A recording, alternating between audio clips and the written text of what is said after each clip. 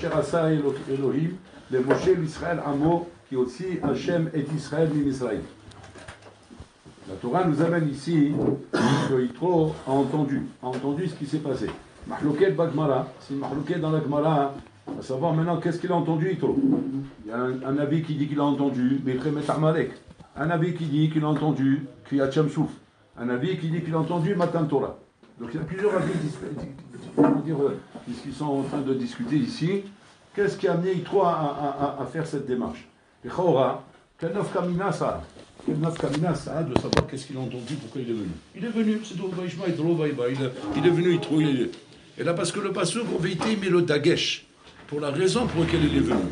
C'est-à-dire, si le passouk n'avait pas mis le dagesh, il aurait dit, bah Yitro, il est venu, personne ne se serait posé la question, pourquoi il est venu. Mais comme tu as dit, Vaishma Yitro, c'est que le passouk, met le dagesh sur ce qu'il a entendu et qu'il a fait venir. Le passouk, donc, il met là, puisqu'il met le dagesh, on doit comprendre. Il appuie, donc on doit comprendre de quoi on parle. Qu'est-ce qu'il a entendu qu'il a fait venir? C'est-à-dire que la Torah veut absolument qu'on comprenne la raison pourquoi il est venu. Sinon la Torah n'aurait pas dit le mot Vaishma. C'est-à-dire ce mot-là, c'est que la Torah veut qu'on comprenne la raison pourquoi il est venu. Et par rapport à ça, il y a une marloquette. Pourquoi c'est important de savoir la raison pourquoi il est venu? Parce qu'en fait, Yitro, les Maasé, il faut bien savoir qu'il était un des conseillers de Paro. Il y avait 3 conseillers à Paro. Il y avait Yov, Yitro et Bilam. 3 conseillers. Quand Paro, il a eu l'idée de dire Sarir Pachout, il faut absolument trouver une solution pour Israël. Ils sont en train de se multiplier. Et ça me fait peur. Parce que demain, ils pourraient, Chaz Shalom, s'associer à un ennemi qui viendrait nous attaquer de l'extérieur. Et eux, ils pourraient les aider de l'intérieur. Chaz Shalom. Et là, à ce moment-là, on serait coincé entre le marteau et l'enclume. Donc il faut trouver une solution. C'est un danger. Ce peuple qui se développe chez nous, c'est un danger. Donc il faut trouver une solution. Et donc là, et puis Tom, Paro, il a eu la solution de se dire, ses conseillers lui donnent des solutions. Bil'am, il lui dit, il faut les détruire, il faut les tuer, il faut les massacrer, voilà la solution, comment il faut faire. À ce moment-là, Yitro a entendu Bil'am parler de cette manière, il est parti. Il a claqué la porte, il est parti. Pour montrer, je ne suis pas d'accord avec vous, on ne fait pas des choses pareilles. Donc il a claqué la porte, il est parti. Yov, il n'est pas parti, il est resté, il s'est tué. La Gemara a dit, chacun qui ben mida keneged mida. Chacun il a reçu sa punition comme il a fait. Bil'am, qui a parlé du mal d'Am Israël et qui a voulu détruire Am Israël. Ce que tu as voulu faire, on va te le faire. Donc on l'a détruit. Il est mort avec l'épée. Il est mort on l'a tué, on l'a assassiné. Yov, qui s'est tué, qui n'a pas parlé. Comment? Tu entends des choses pareilles, tu te tais. Dans la Gemara on dit que quand un homme il se tait, ça veut dire qu'il est d'accord. En tout cas, il ne montre pas son désaccord. Il faut montrer que tu n'es pas d'accord. Il n'a rien dit. Il a eu Yov.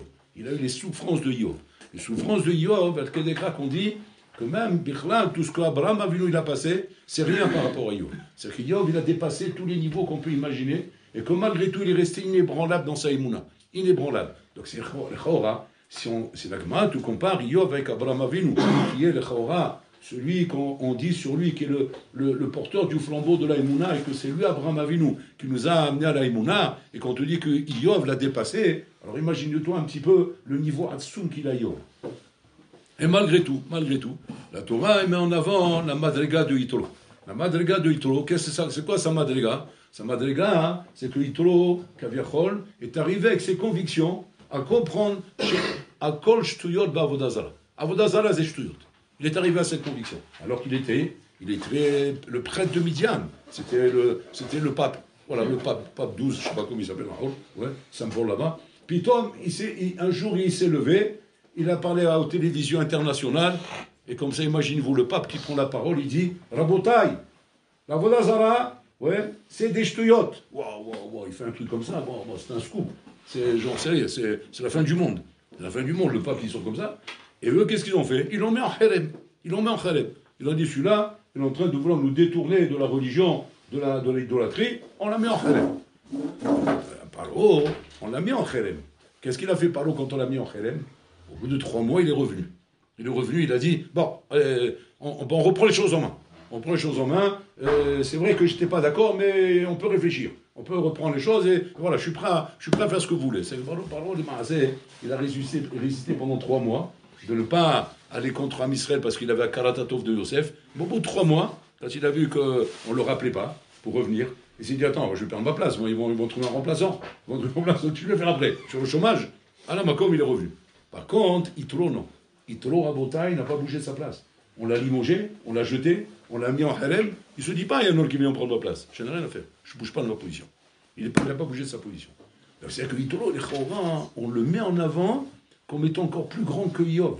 Plus grand que Yov, qui est plus grand qu'Abraham Avinu. Un psoum Rabotai. Dans ses convictions, on parle. Hein. Pas plus grand dans la Gdusha et la Voda. Abraham Avinu, il est beaucoup plus haut. Mais comme on a dans la conviction. Celui qui a été capable, de suivre ses convictions sans se laisser oppresser par les pressions qu'il peut y avoir autour de lui. Qu'Averol Yitro a dépassé tout le monde. Et la Torah te dit que tout ça vient, cette force-là de Yitro, qu'il a entendu Yitro. Qu'est-ce qu'il a entendu? Alors on te dit, il a entendu Kiyat Yamsouf. Il a entendu Milchemet Amalek. Il a entendu Kabbalat Torah. C'est-à-dire, qu'est-ce qu'on veut te mettre en avant ici? On veut te mettre en avant, Rabotai, un principe qu'on appelle dans la vie à Mouskamot. Mazé Mouskamot, comment on traduit ça en français? Mouskamot, on va dire, comment tu traduis Mouskamot en français? On va dire c'est l'état d'esprit. L'état d'esprit, je ne sais pas si c'est le bon mot. Il y a un mot plus fort que ça. Mouskamot, c'est ce qui est Mouskam. C'est Mouskam, c'est établi. C'est une chose établie. C'est-à-dire, c'est comme ça que ça se passe. On peut pas voir les choses différemment. Un bonhomme, quand il a 15 ans, à 15 ans, c'est ça. Ça ressemble à ça, un garçon à 15 ans. À 20 ans, ça ressemble à ça. Un bonhomme, il est marié, aujourd'hui, ça doit ressembler à ça. C'est-à-dire, Mouskamot, c'est-à-dire des choses établies sur lesquelles plus personne ne discute. On ne discute pas là-dessus. Un bonhomme normal, à un moment donné, il doit avoir ça et ça dans sa vie. Un jeune normal, il doit connaître des filles. Quand on parle entre copains, tu as une copine? Non? Comment non? Quoi, tu as un problème sexuel? Tu veux l'adresse d'un psy?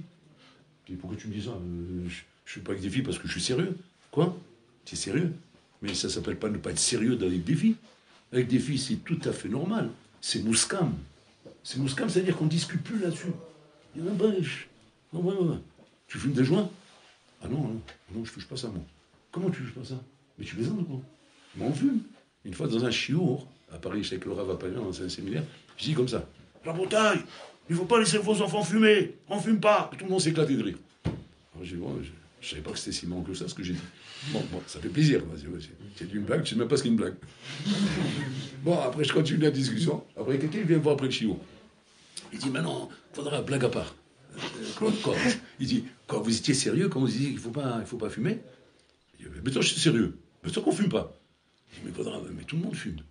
J'ai dit, tu racontes, c'est tout le monde fume. Mais, tout le monde fume. Bon, il y a des non-fumeurs, mais bon, ça, c'est quand même rare aujourd'hui. Bon, tout le monde fume, c'est pas. Quand je dis tout le monde fume, c'est quelque chose de pas chaud. C'est pas quelque chose. C'est pas un sipou, on fait pas un monde de ça. On fait pas un drame de ça. N'importe quel parent, c'est vrai qu'il n'aimerait pas que s'il fume. Mais s'il fume, il fume. Et on parle comme ça, on se comprend pas. C'est la tour de Babel. Lui parle d'une chose, moi je parle d'autre chose. C'est moi de quoi je parlais.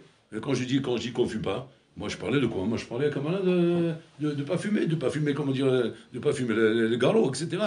Eux, ils ont compris que, pardon, moi je parlais des joints, et lui, ils ont compris comme là, de pas fumer, mais tout le monde fume.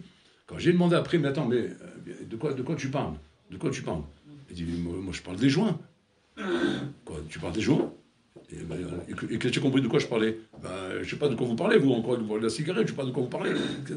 Il dit, mais non, mais ça c'est courant, ça, c'est pas quelque chose de spécial. Tout le monde fume. C'est des mouskamot, kaviechol, des choses kaviechol qu'on ne discute plus là-dessus. On ne peut même plus parler. Même les parents kaviechol, ils ont perdu du terrain à ce niveau-là. C'est-à-dire qu'on ne peut plus rentrer en vie avec ses enfants. Sinon, tout de suite, ça va être un mur, tu vas voir devant toi. Tu ne peux pas, kaviechol, t'opposer à une chose qui est devenue un mouskam aujourd'hui. Même en tant que parent, comme éducateur de leurs enfants. Sinon, prépare-toi, tu es en train de demander un truc impossible. Un truc qui n'existe pas dans la missiout. Tu veux éduquer tes enfants autrement que le monde, à contre-courant du monde, ça ne marche pas un truc comme ça. Sinon, il faut déménager, Habibi. Si tu veux changer tes mouskamot, change de pays. C'est quoi change de pays? Il faut quitter Paris, il faut aller à Bnebrak, ou à Meacharim. Et là-bas, tu vas d'autres mouskamot. Mais là où tu es, il y a des mouskamot. Et qu'on veut pas, même si ça paraît absurde, c'est comme ça que le Olam il fonctionne, un peu comme une chazaka. Chazaka, c'est pas quelque chose de pas chaud. Dans la Gemara, quand on dit chazaka, ça nous sert à trancher des lois. Dans un safek, dans des sfekot, on tranche des lois avec les chazaka. Avec les chazaka, on amène la chose comme un vadaï. Pas comme un safek, comme un vadaï. La chazaka me donne un vadaï sur la chose. Quand on dit mouskamot, c'est-à-dire c'est vadaï kachat saliot. C'est comme ça qu'il faut que ce soit. Et qu'à cause de ça, on se trouve, comment dire, bloqué dans la vie. Bloqué de ne pas faire certaines choses, de ne pas être capable de se dépasser. On ne peut pas imaginer une chose pareille. Un barreau, il vient à l'Yeshiva, il passe un an d'Yeshiva, hein, puis Tom, il lui trotte l'idée dans la tête de se dire, tiens, j'aimerais bien être avoué. Mais les mouscamons ne sont pas d'accord avec ça. Et d'abord casé. Les mouscamons, c'est quoi? On fait des études. Après un an, on s'en va. Tu vas encore, on va te laisser encore un an. Mais après, ça y est, tu reprends tes études. C'est ça les mouscamons. Mouscamon, c'est dire l'onitan, il va kéaralzé. Il n'y a pas de victoire sur ça. On ne peut pas parler. Avec si l'enfant, il va commencer à dire ça à ses parents. Mais qu'est-ce qui t'arrive? Tu es devenu fou, quoi? On t'a mangé la cervelle? Ça peut être que du mangeage de cervelle, ça ne peut pas être le Hémet. Et non, Hémet, Kazé. C'est le Hémet. Pourquoi tu dis non? Pourquoi ce ne serait pas le Hémet? Zelneged à Mouskamot. C'est un dessous, Rabotaï. Regardez un petit peu ce que les Mouskamot sont arrivés à faire. Ils sont arrivés à Rabotaï à quoi faire? À remettre en question le Hémet. À rivaliser le Hémet. À dire que non, la meilleure preuve qu'on a que ça peut être émettre une chose pareille, c'est le Mouskamot. C'est le Rabayom, la force que les Mouskamot, elles ont pris. Aujourd'hui, le Sarah Bota, il a mis en place un système pour développer les Mouskamot. Parce que le Sarah est très fort, il sait comment il faut travailler. Il sait que quand j'arrive à établir dans une société, dans l'esprit des gens, des Mouskamot, automatiquement, ça me facilite le travail. Parce que le travail, il est pratiquement fait. Si maintenant je crée des réseaux sociaux, qui vont publier les mouscamot, pas simplement les laisser circuler d'une manière discrète, dans les milieux cachés. Non, il faut que ce soit établi. Établi, et comme on dit que tout le monde ne peut pas discuter là-dessus. Pourquoi? Parce qu'en fait, qu'est-ce qui fait qu'un mouskam devient mouskam? C'est la formule classique que quand vous serez papa, vous l'entendrez ça de vos enfants. Mais papa, tout le monde fait comme ça.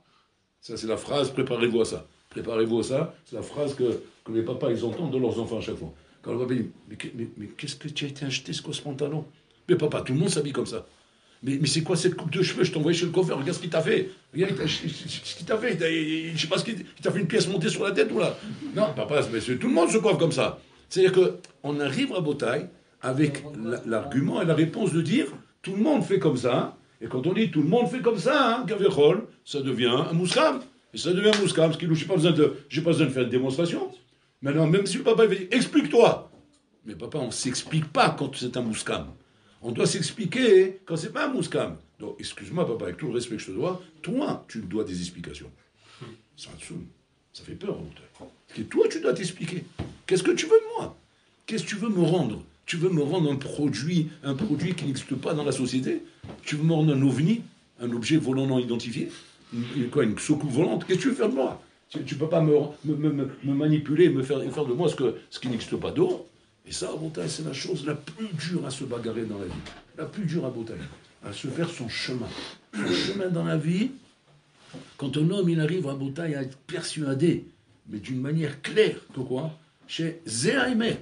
C'est ça le Hémet, et rien d'autre ne peut bouger de ça. Un d'avoir casé à Botaï. Rabbi Akiva n'aurait jamais pu devenir Rabbi Akiva s'il avait écouté les mouskamot. Impossible qu'il devienne Rabbi Akiva. Pourquoi? Elle est en train de lui demander à Rabbi Akiva qui a 40 ans, ce bonhomme, c'est-à-dire que c'est un amaretz. Ça veut dire que c'est un bourricot. Avec le sombrero sur la tête, ce chapeau de paille, c'est comme si c'est un jardinier. Il plante des bananes, il plante des roses. Bon, en tout cas, il plante, je ne sais pas ce qu'il plante. Il a un chapeau. C'est un paysan, c'est un jardinier. Et putain, mais il dit, c'est avec toi que je veux me marier. Attends, il a tous les prétendants qui font la circulation, là, ils font le défilé du 14 juillet. C'est tous des fracs et 2 boutons derrière, avec une boucle sur la tête, vous voulez. Ils arrivent comme ça derrière l'autre. Alors on dit, Mouzman Arshav Likanes Rosh Shivat Ponyovitch. Non, je ne veux pas celui-là. Mouzman Arshav Likanes Rosh Shivat Chevron. Non, je ne veux pas celui-là. Mouzman Arshav Likanes Rosh Shivat Slavotka. Non, je ne veux pas celui-là. C'est-à-dire qu'elle est en train de refuser à Botaï les pontes. Tu m'en dis les pontes de Olamatola. Et un jour, la pauvre, elle était comme ça, en train de réfléchir, elle était à sa fenêtre comme ça, en train de regarder. Et ses yeux se tournent sur qui? Sur le jardinier de Calva Savoie, de son père, avec tout son sombrero. Il est en train de planter les roses en bas, avec sa petite truelle comme ça, et elle le regarde comme ça. Elle dit, ben voilà, c'est avec lui que je veux me marier. Bon. Mais comment tu vas dire ça à ton père? Tu rigoles, quoi.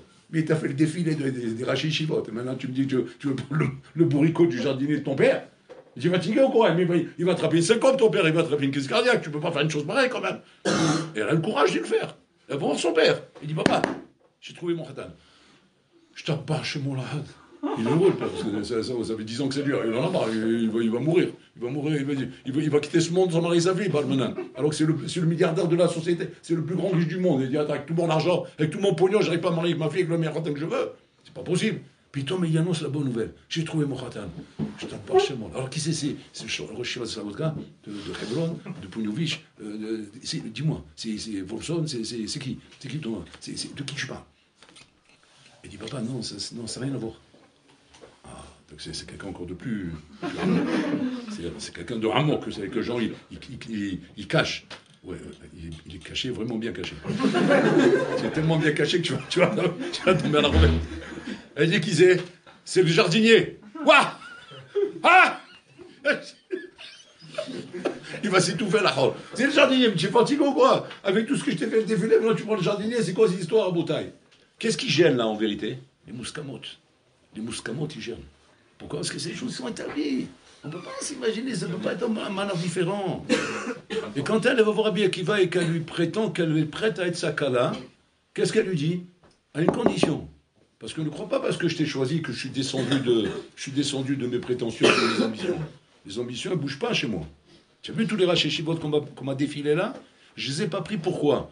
Pas parce que je suis une fille snob ou bien je suis, une zazou qui a envie de s'amuser ou qui a envie de se balader. Non, parce qu'en fait, je me sens plus haute qu'eux. Je me sens plus élevé qu'eux. Ils ne sont pas à mon niveau. On n'aurait pas des racheshivot, hein. Mais elle regarde Rabbi Akiva dans les yeux, elle lui dit, alors Rabbi Akiva, il regarde, il dit, je comprends, alors calvaire Romer. si eux, ils ne sont pas à ton niveau, alors quelle avamina que moi je suis à ton niveau? Il dit, ben c'est tout simple, parce que tu es plus qu'eux. Quoi? Ben ouais, il fallait plus qu'eux pour que tu sois à mon niveau. Parce que moi je suis plus qu'eux. Donc tu es plus qu'eux. Alors il dit, attends, tu sais ce que je suis? Il dit, ouais, je suis le jardin de mon père. Alors quelle avamina que je suis plus qu'eux. Mais tu vas devenir plus qu'eux. Tu vas devenir le gars d'Orador. Imaginez-vous un bonhomme, on vient te dire un truc comme ça. Ouais. Même si c'est la fille du milliardaire, tout ce que tu veux rouler. Mais ça ne commence pas. Parce qu'il a dit, attends, tu peux m'expliquer comment je vais devenir un gars d'Orador? J'ai 40 ans. Je suis un Ahmar Boligo. Ouais, je connais rien. Je ne sais même pas lire. Comment je vais devenir un gars d'Orador? Est-ce qu'elle lui répond? Parce que là, dans un truc comme ça, hein, c'est le problème des mouscamotes. Le problème des mouscamotes, c'est-à-dire que ça t'empêche de donner plein de réponses. Il y a des réponses que tu ne peux pas donner. Donc tu vas être obligé de chercher un malach. D'accord? Elle ne cherche pas le malach. Il n'y a pas de mouscamote. Tu diras au Talmud Torah. Vous vous rendez compte? C'est que là, elle a fait tomber 10 mégatonnes de mouscamote. À 40 ans, au Talmud Torah. Mais comment tu veux envoyer un problème à 40 ans au Talmud Torah? Mais tu es fatigué ou quoi? J'en ai rien à faire. J'ai pas de problème, moi. Moi, ce que je veux, c'est que tu deviennes un gadol. Et moi, je suis forte de te rendre un gadol. Moi, je serai là. Maintenant, c'est à toi de voir si les mouscamotes te dérangent. Il n'y a que les mouscamotes qui dérangent ici. Parce qu'à le Talmud Torah, c'est pas un problème. Le Talmud Torah, on sait où il est. On y va. Il y a une chaise, on va te donner une petite chaise. Ça sera une petite chaise, c'est vrai. Ça ne sera pas des comptes, parce que c'est des petits là-bas. Donc tu as une petite chaise. Mais ça va, tu peux t'asseoir. Tu es un jardinier. Tu es habitué de t'accroupir, de t'asseoir par terre. Tu t'assois, une petite chaise, avec des gamins autour de toi. Et comme ça, les gamins, c'est la teigne, chez Malachem. Les gamins, c'est connu ça. Les gamins, au Talmud Torah, ouais, avec un grand comme ça, chez Malachem, il va passer le guinam sur la terre. Même si je l'envoie à Rabotai, même si je l'envoie chez les drogués, là-bas, il trouvera encore son chemin. Parce que c'est des grands comme lui. Donc il peut le regarder. Il peut le regarder dans les yeux. Mais ça, c'est des gamins. C'est des gamins. Plus tu cries, et plus ils kiffent. Plus tu t'énerves, et plus ils kiffent.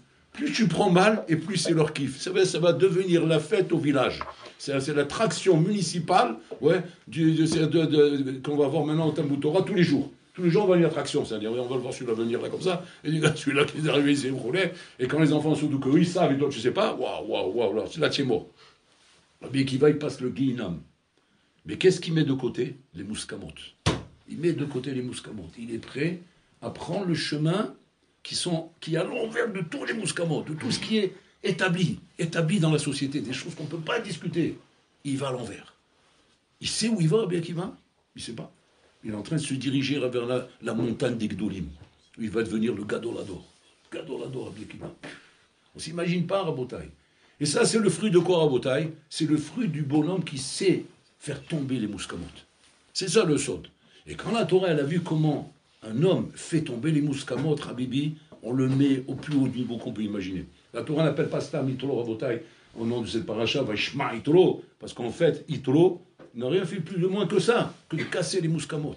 Quel mouskamot il a cassé Itro? Pachou, Itro, Rabota, il est le prêtre de Midian, c'est le pape de Rome là-bas.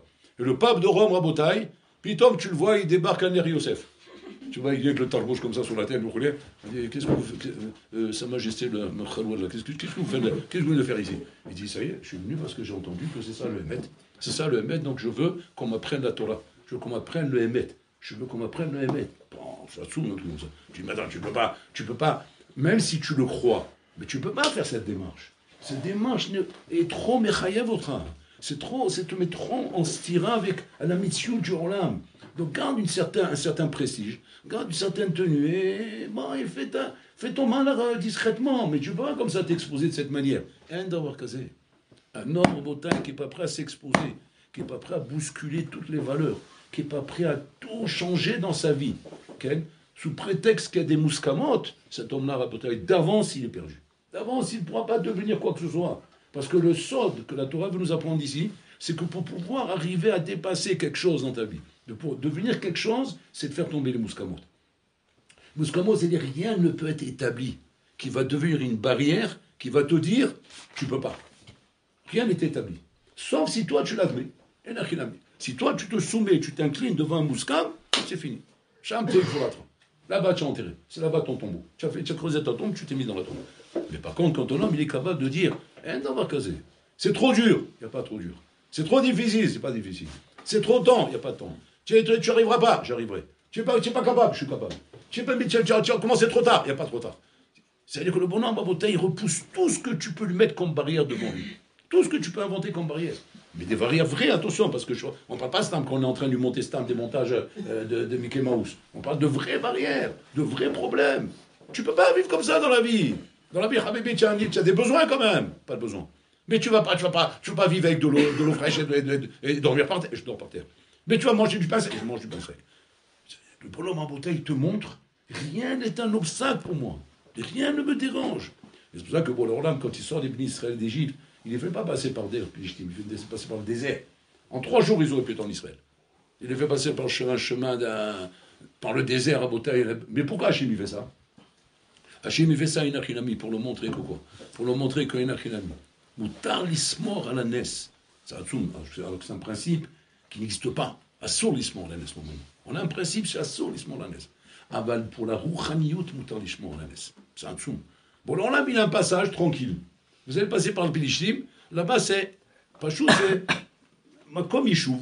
Makom Yishuv. C'est quoi Makom Yishuv? Il y a Auchan, il y a Carrefour, il y a le travail, il y a, la sécu, il y a l'allocation familiale, il y a les aides financières, les aides familiales, les aides sociales, les aides sociales, il y a tout ce que tu veux. Tout. Koupatrolim, Yanim. Et maintenant, tu vas dans le désert. Qu'est-ce qu'il y a là-bas? Les Akhalavim et les Hachim. Bon, alors là, mais il se demande la question, par où Jézabel? Mais la règle, elle est pchouta.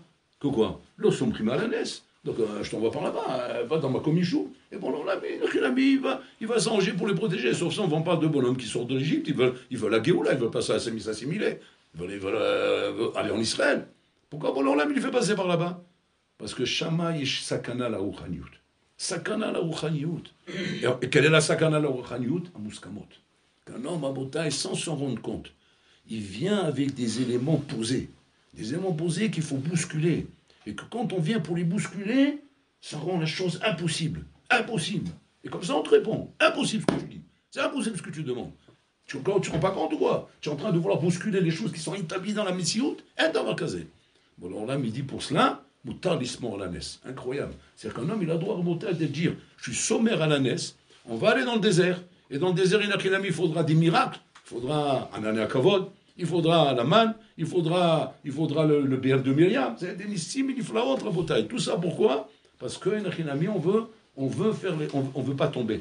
Shalom dans le piège du Olam HaGashmiut.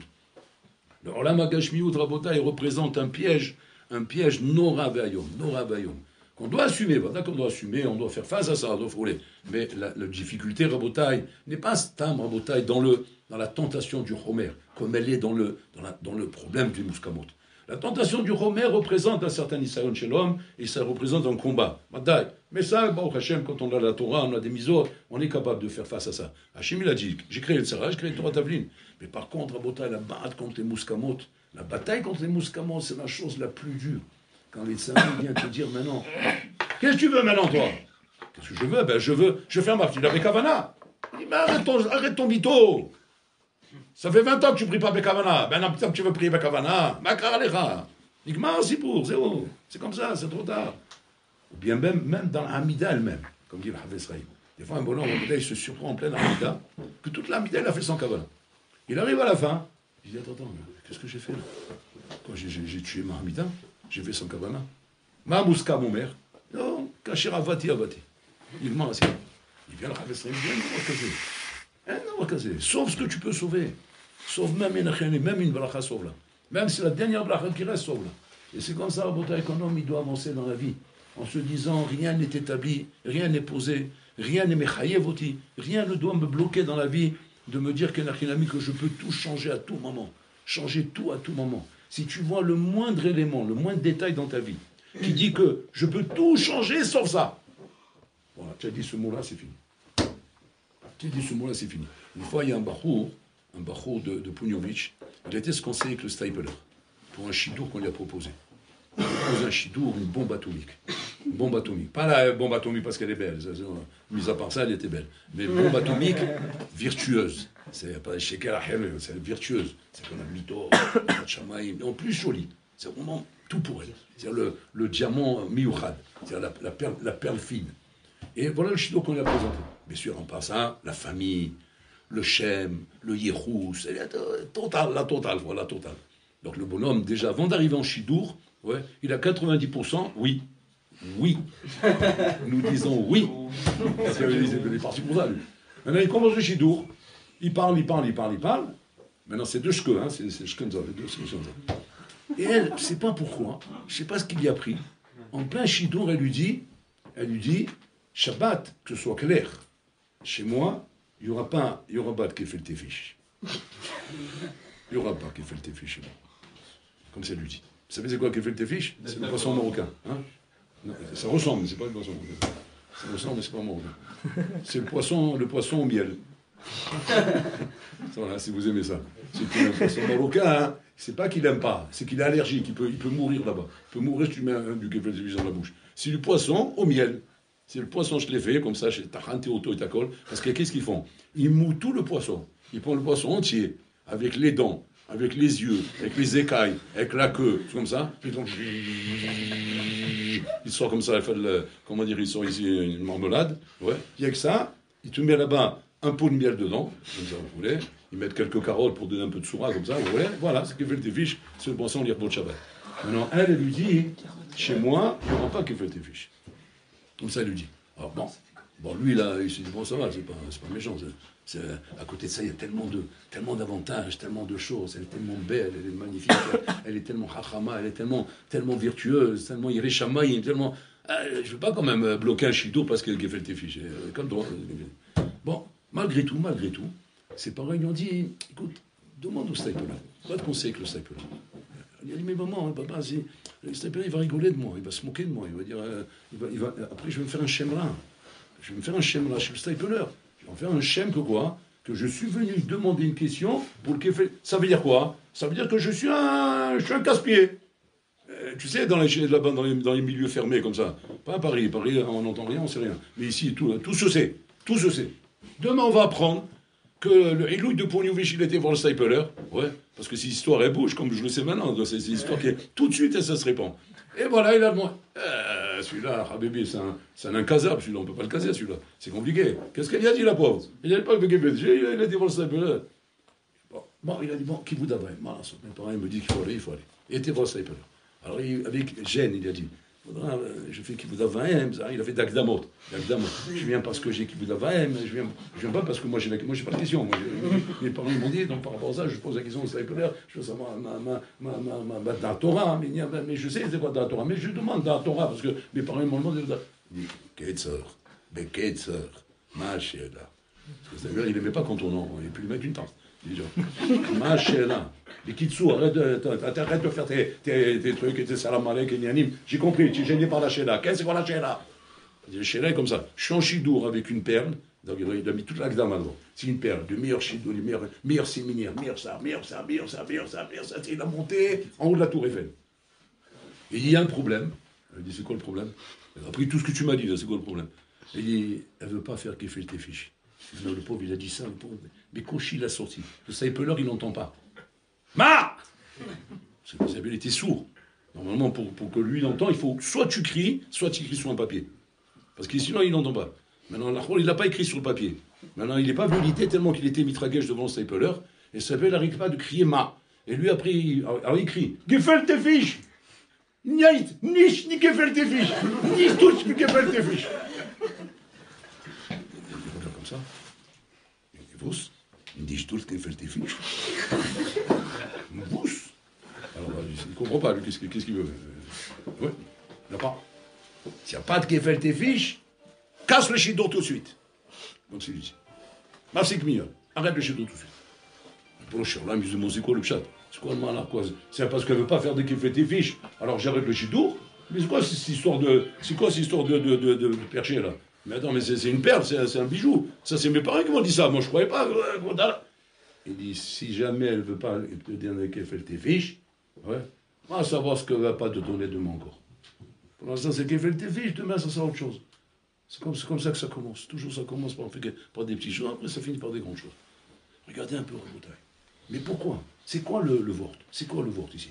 Quand il a été voir son Rishi Shiva, Marshkovitch, c'est un des Rishi Shiva de Pognovich. Pareil d'Einstein. Lui, c'est le grand patron.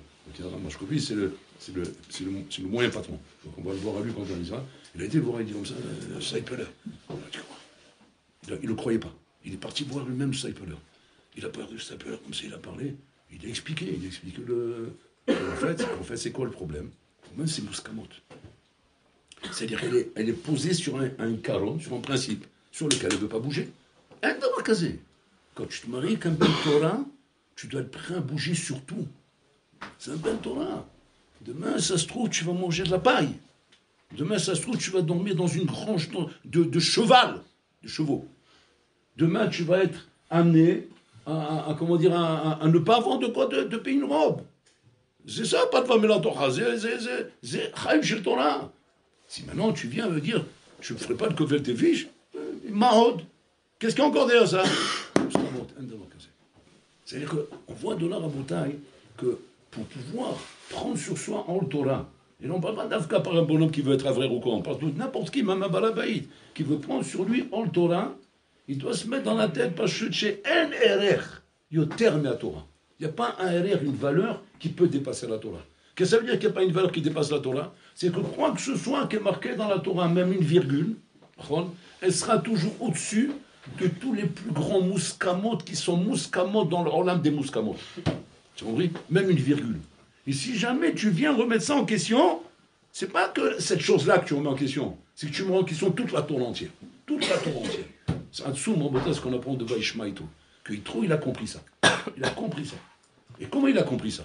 Il a compris ça parce qu'il a entendu Kiryat Yam Souf et Milchemet Amalek. Regardez comme c'est à dessous. Il a dit Kiryat Yam Souf, c'est marqué là-bas que tous les goïms, ils ont tremblé. C'est-à-dire qu'à ce moment-là, il y avait une Hirat Shamaïm établie dans le Olam. Bon, le Olam, il a réussi à installer sa Hirat Shamaïm dans le monde. Et qu'est-ce qui s'est passé? Il est venu à Amalek. Amalek, qu'est-ce qu'il a fait? On donne le macha là-bas. C'était comme une baignoire d'eau bouillante, mais bouillante, c'est comme les volcans. C'est avec la lave comme ça. Tu vois de loin, tu ne peux pas t'approcher. Et lui, qu'est-ce qu'il a fait? Il a sauté dedans. Il s'est brûlé, il s'est décomposé. Mais en attendant, il a réussi à enlever le parad, à enlever la peur qu'il y avait là-bas. C'est pour ça que quand je vous ai dit, Amalek. Parce que là, ce n'est pas un mal classique. C'est un mal qui vient te refroidir. C'est ça, à Botaï. Maintenant, il y a une chose dans les forces du Yitzhak qui vient refroidir, c'est les mouskamot. C'est les mouskamot. Tu ne peux pas faire ça. Personne ne fait comme ça. Tout le monde fait autrement. Ça, c'est des choses en Botaï qui refroidissent. Et ça, c'est ce que Yitro, il a compris. Yitro, il a compris, c'est dit comme ça. Si moi, je vais faire la même chose, qu'à cause de mouskamot, je ne vais pas venir me convertir et venir rejoindre la Torah. Je vais faire la même chose que Amalek. Après que j'ai entendu qu'il y a des Hamzou qui montrent que Hachem représente le Erech Elyon. Moi, je vais m'amuser on va prendre à voir autrement parce que j'ai des mouscamotes. Oh, il va voir si je fais ça. Si je fais ça, je ne vaux plus rien. Et donc, il a compris à ce moment-là, Vaishma ou bas. Il a entendu, il est venu. Et ça, c'est le moussa qu'on doit se faire à nous-mêmes. De nous dire comme ça. Combien, Nachinami, on est bloqué dans la vie, Rabotai, par rapport à des situations qu'on ne comprend pas pourquoi on bloque. Mais nous, on veut expliquer ça à notre manière. Mais en vérité, creuse bien. Tu vas voir que quoi? Que la vraie raison, c'est parce que c'est des mouscamotes. Ce sont des choses parce qu'ils sont établis, ces choses-là. Et ça, Chaz Shalom, d'arrêter d'avancer dans la Torah à cause de mouscamotes, c'est pas un stam parce que j'ai un Yetzara. Avoir un Yetzara, encore, c'est une situation bari, c'est une situation normale, d'avoir une milchama avec le Yetzara. Mais par contre, que tu prennes ça comme une chazaka, qui sont des choses qui ne peuvent pas te permettre de bouger, oh, il va voir une chazé, zasakan achigdo.